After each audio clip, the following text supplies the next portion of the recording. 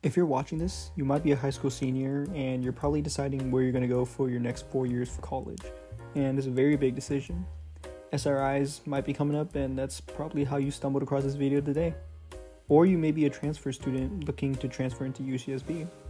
Whatever your situation is, in this video, I'm going to cover the pros and cons of attending UCSB. Quick disclaimer though, these are all my opinions, and what's a pro for me might be a con for you or someone else. So, quick introduction before we hop into the video. My name's Andrew, and I'm an economics major and history minor. I completed all my pre-major courses for econ, so be sure to check out my video on that. And I've also finished my second year at UCSB, and I'm going to be going into my third in the fall. So I've been able to experience a lot about UCSB, and I want to share that with you today. So let's get started with the pros. First pro on the list is the location. One of the first things that people bring up when talking about UCSB is definitely the location, and I can definitely confirm that the campus is absolutely beautiful. UCSB is located right next to the beach, and it has multiple pathways where you can take a relaxing walk while looking at the ocean. One of my favorite things to do was to stand at Campus Point, which is where I took this video, and look at the waves crashing against the rocks. Pro number 2 is the weather. So a common saying around UCSB is that it's always sunny in Santa Barbara, which is very true. Outside of this year's storms, UCSB has consistently sunny weather. One thing I will say though is that it's also very double-sided, meaning that it'll be warm and sunny during the day, but at night it's super cold. And so I often say that being at SB, you need 2 outfits per day. The next pro is education. And while it's definitely somewhat subjective, I really feel like I'm being taught by experts in their fields, and I make sure to go on Rate My Professor and find good classes with good professors. And so far, I feel like the professors that I've had are really professional, and they actually do their best to teach and make sure their students are learning. Outside of just my opinion, I saw that US News ranks it number 32 in national universities and 7 for public schools. And Forbes has it for 39 for all universities and 13 in public schools. But of course, that's when I checked these, and that was a little bit ago, so it might have changed by now.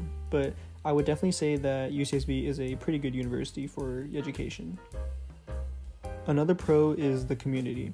In my 2 years here at UCSB, I've met many friends and also neighbors that were really cool people. Overall, many people here are extremely friendly, and it's really easy to meet people that share the same interests as you, whether that be in your classes, your dorm neighbors, people in clubs and organizations, or just random people you meet walking to class or in the gym, or wherever else you get to meet people. The community here is really inviting and friendly. Next up, we have partying. So it's not a secret that UCSB is known for its party culture, and it definitely lives up to the hype. There's always someone throwing some party every weekend, and they're usually pretty fun. UCSB also has Deltopia on the first weekend of spring quarter, which is basically the biggest party of the year, and it's big enough that it gets into the news every year. I will say some of these parties do get a little rowdy, and there's actually been some pretty major accidents related to partying, so make sure you're staying safe.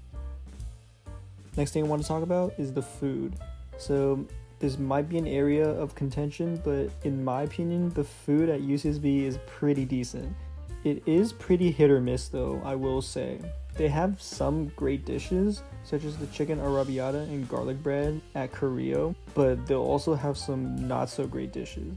So UCSB has 4 dining halls: DLG, Carrillo, Portola, and Ortega. Ortega is the most interesting of them all, so it's a takeout dining hall where you order food ahead of time on an app, and then you scan a code and pick it up in a locker. In my overall rankings, I would go Carrillo is the best, followed by Portola, Ortega, and DOG is definitely last for me, and it's probably last for a lot of people. Another big pro is the rec center. So UCSB has a large gym known as the Recreation Center, or just Rec Center for short, and it's very spacious and has lots of different equipment for you to use to work out. They also have 2 basketball courts, and they're always pretty full, and there's always a pickup game being played. They also have a rock climbing area, and there's also sometimes fitness classes going on. There's also a big pool area with a hot tub on the side as well.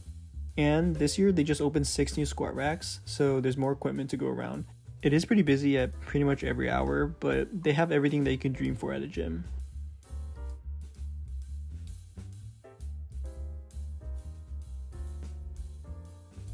The last pro is events, so there's always something going on in UCSB. One of my personal favorites is the basketball games, and the men's team this year made the March Madness tournament for the second time in the last 3 years. And we also have a rivalry with Cal Poly, so our rivalry soccer game with Cal Poly is pretty big as well. Arts and Lectures also hosts performances and speaker talks. The AS program board hosts fun events all year long, such as concerts, and they're pretty good prices. So for example, this fall we had Isaiah Rashad perform, and tickets were only like $5 to $10. They also have extravaganza in the spring where they bring out usually 3 to 4 artists, and you can see the lineups in previous years at AS program board on Instagram. There's also lots of events going on at the dorms, so RAs hold events for their residents, and they often have food, drinks, some games, maybe a movie going on. And even if you don't live on that floor, you can still attend. Also, the Rec Cen, which I mentioned before, also holds discounted rates for students for their classes or trips that they have on their website, so you can check those out. Alright, so now that I talked about the pros, I want to get into sort of a gray area. So these are parts where I don't want to put it as a pro or as a con because I feel like these are very subjective areas. And so the first thing I want to put in here are the dorms. So I lived on the first floor of San Nicolas my first year, and overall it was pretty decent. The soundproofing on the walls is not very great, and every time someone came in or out of the building, I heard it from my room, and I'm not even close to the door. I'm about halfway through the hallway. San Nic also has communal bathrooms, and this is probably the part that's the most polarizing in my opinion, at least. So for me, I honestly didn't mind it too much. On my floor, we only had 3 stalls, so it is a little annoying when it's completely filled and you have to go somewhere else to use the bathroom, but usually I didn't really need to wait.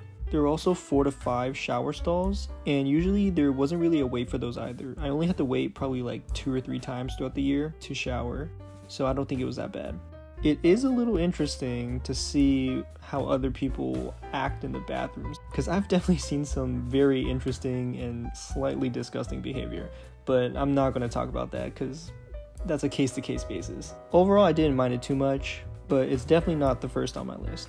So for my second year, I lived in San Rafael, and it's definitely a big upgrade. So this time I lived on the 6th floor, and I have a wonderful view of the campus. And San Raf has suite style rooms, so we have our own bathroom. I did share it with 2 other housemates, but it's definitely much better than the communal bathrooms. In my opinion, if you're first year and you don't really want that dorm experience, I would say get a group of friends and apply to live in San Raf together. Next thing I want to talk about is the quarter system. So you either hate it or you love it. Quarter systems really are pretty fast paced. So a quarter at UCSB is 10 weeks long, and you have another week for finals. So that means within 3 to 4 weeks, you're going to have a midterm, and some classes have multiple. I also have a friend in engineering, and he has a midterm pretty much every single week. So that means for multiple consecutive weeks, you're going to be studying and taking midterms on things you learned probably just a few days ago. So if you're not used to this speed, you're really going to have to dial in and study hard. But on the other hand, you might like how fast-paced it is because it's not so much of a drag and you get to take different and new classes every 10 weeks. And that's definitely how I feel. Personally, my high school used semesters, and when I came here, I found the pace to not be that hard to adjust to, and I really like having new classes quickly because if I had to sit through a whole semester of macroeconomics again, I definitely would not have enjoyed that. So now we're getting into the cons. First up on the list is the location. So I know I said in the pros that location was a good thing, but I want to talk about the bad side of the location now. So despite being called UC Santa Barbara, it's not actually located in the city of Santa Barbara. It's located in Goleta, and the small college community that lives off campus is Isla Vista. And so because of this, UCSB isn't near downtown, and it actually takes about 20 minutes driving and 30 minutes to about an hour on the bus, depending on which one you take. Just a quick tip here, if you want to get to downtown fast, take the 24X, because it has less stops than the 11. There's also not too many shops directly next to UCSB. There is a plaza located about 10 to 15 minutes away if you ride the bus. So honestly, it's not that big of a deal, especially if you have your car, because you can just drive there in about 5-ish minutes. But if you like the feel of a big city, you're not really going to get it from UCSB. The next con is the cost. While everyone's talking about in-state versus out-of-state tuition, another important factor I find is the local economy and cost of living around the college. So like I just mentioned, we're in Goleta in Isla Vista. UCSB is not incredibly close to that many big stores or restaurants. There are a lot of food locations in Ivy, don't get me wrong, and small markets, but knowing that they're the only easily accessible locations for students to buy food or other things, they're pretty overpriced. So if you're going out for food in Ivy, you're definitely looking at probably around $15, $17 for a meal, which in my opinion is pretty pricey, especially when some of the food is simply just not that good.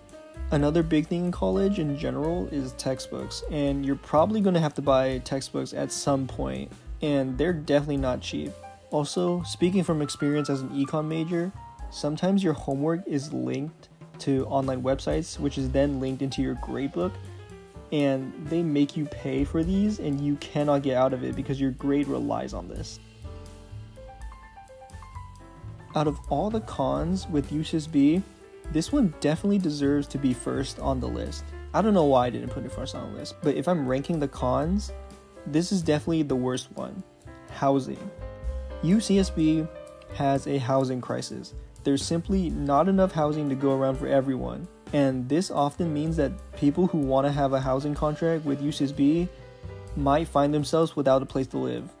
And if you don't want to live at a UCSB facility or you can't get a contract, living in Ivy is incredibly expensive in my opinion. Rent on the cheap side is probably at least $1,000 a month, and that's if you're lucky. I've seen prices for what's the equivalent of a triple to be at least $1,300 per month per person. I'm fortunate enough to get a housing contract for the UCSB apartments, and it's definitely a lot cheaper. It's around $700 to $800 a month, but there's definitely a lot of other people who aren't so lucky. Also, the apartments in Ivy aren't exactly incredible either. I don't know why, but for some reason, a lot of the places in Ivy don't come with lights, so you have to bring your own lamp just for lighting.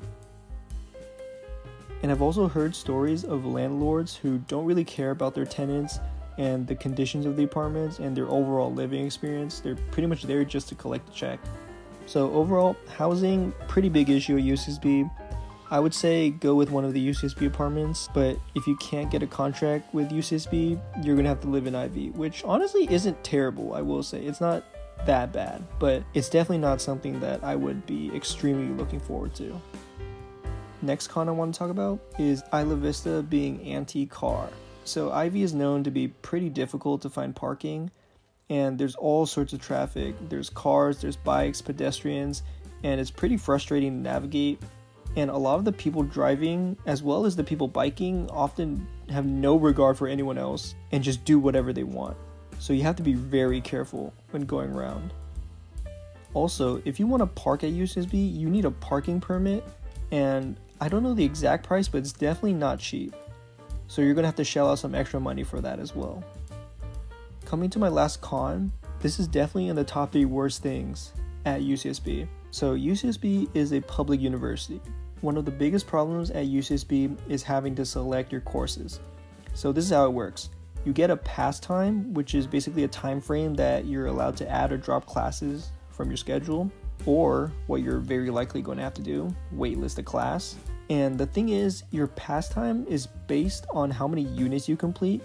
So as you can probably guess, people who have more units, who are usually people who have been at UCSB longer, will get better priority when it comes to choosing classes. Also, you can only sign up for a certain amount of units in every pastime, so that means you really have to pick your top 2 classes and hope that your next favorite class does not get filled up until your next pastime. And so this leaves a lot of people with classes that they don't really need or want, but they just have to take because they need 12 units to be considered a full-time student. And if you don't have 12 units, that's going to affect your financial aid. So to combat that, UCSB's counselors and many students, including me, advise that you choose many different classes, often in the double-digit numbers, that you're willing to take in order that you have backup plans to your backup plans to your other backup plans for classes. With all that being said, you'll probably have to take classes that weren't your first, second, or even third choice, depending on how popular the class you want is. While we're on the topic of classes, like I said, UCSB is a public university, and an econ major is one of the most popular majors to be. So I've definitely been in classes where the amount of students is probably 500 to 700 people. So if you're not really into that, then that's probably going to be a con for you. However, UCSB does have smaller classes called section, which is basically classes with your TA, and they're probably about 30 people. And this is really the time to ask questions to your TA about anything that you didn't get during lecture. But of course, you can always go to office hours to your professor or your TA to ask questions as well. So to conclude, honestly, UCSB wasn't my first choice of where I wanted to go to college. But once I got here, I found that I really enjoyed it, and I don't regret my decision to stay at all. I've met good friends here that I'm sure I'll still talk to when college is over. Classes are going well for me, and I met my wonderful girlfriend here as well. Now, everyone's experience is going to be different, but I would definitely recommend that you come to UCSB, and I think that you're going to love it here. So that's it for this video.